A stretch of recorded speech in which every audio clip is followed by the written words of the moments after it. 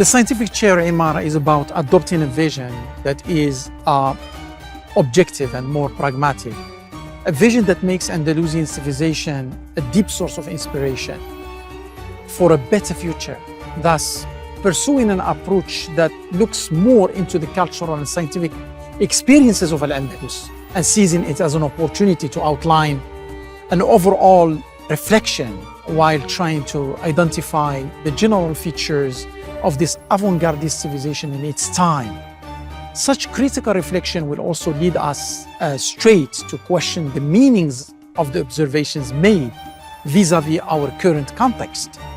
Few decades ago, Al-Andalus was studied not for what it is, but for what we wanted to do with it because of ideological shifts.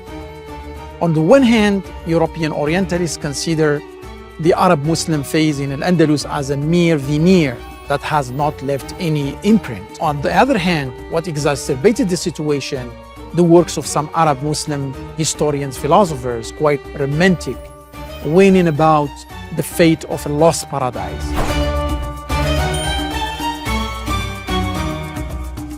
The experience of Al-Andalus has ceased to exist in time, but its urban and scientific traces are still present with us. And is still present very much in the living memory as well as in current social and cultural practice. Hence, Al-Andalus is part of European geography, but also very rooted in Moroccan history. The experience of Al-Andalus linked the destinies of the two countries, Morocco and Spain, through a common history, a very resilient memory, and a very rich and vivid shared heritage. The common history between Spain and Morocco consists indeed of two logics.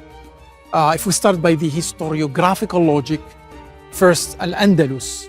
This is the expression that designated very early on under the writings of Arab authors and historians the areas of Spain subject to Arab Muslims' influence. This debated Al-Andalus has never been well positioned until the end of 20th century, marked especially by the syntheses and works of eminent historians and scholars such as Martinez Gross, Guichard, Fanjul, and the study of Al-Andalus with these scholars embarked upon a new impetus in revisiting this Andalus from within, and of course focusing on its experience on the social, cultural, environmental, scientific level.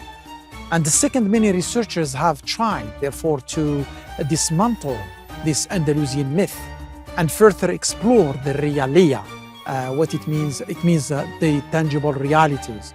They relied mainly on the result of archaeological, spatial explorations, histories of social facts, and on the rigorous deconstruction of ancient writings. And third, of course, the innovative exploration of tangible facts has placed the Iberian peninsula in a broader context, what we can term as the Mediterranean bound. This new scholarship, of course, on the history of Al-Andalus, ranging from 700 to 1492, has revealed also a holistic view that covers various angles, be it territorial, scientific, legal, political, economic, or even environmental. When it comes to political and cultural logic, and starting by cultural logic, this Andalusian moment was especially marked by an exceptional and relative fusion of ethnic groups of various origins, such as Arabs, Berbers or Amazigh, Jews, Christians, blacks of Sudan, clans of Central Europe, Saqaliba, and the indigenous new Muslims, Al-Muwalladun. This heterogeneous mass of population has been able to coexist in a good understanding and despite, of course, difficult times, in a spatial and cultural framework marked by the preeminence of Islamic institutions at the political, social, and religious levels. So then the history of Al-Andalus has brought to us some very special moments of intelligent coexistence of different communities, and of course with the mobility of people like the ulama, and other people between the two shores of Spain and Morocco at the time around the Mediterranean. But when it comes to the political logic, directly or indirectly, the internal struggle of the Taifa kingdoms and the Christian advance, of course, into Andalus provoked the intervention in the peninsula of especially the two dynasties of Morocco. The main one is the first one, Almoravid Emir, especially Emir Yusuf ibn Tashfin, and finally the rule of the Andalus by the Almoravid Empire from the end of the 11th century until 1144. And then the Almohad from the middle of the 12th century to 1228.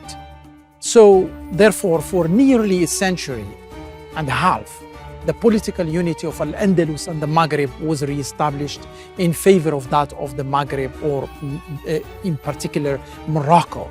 Al-Andalus becomes then a peripheral province in empires, which key capital was, of course, Marrakesh.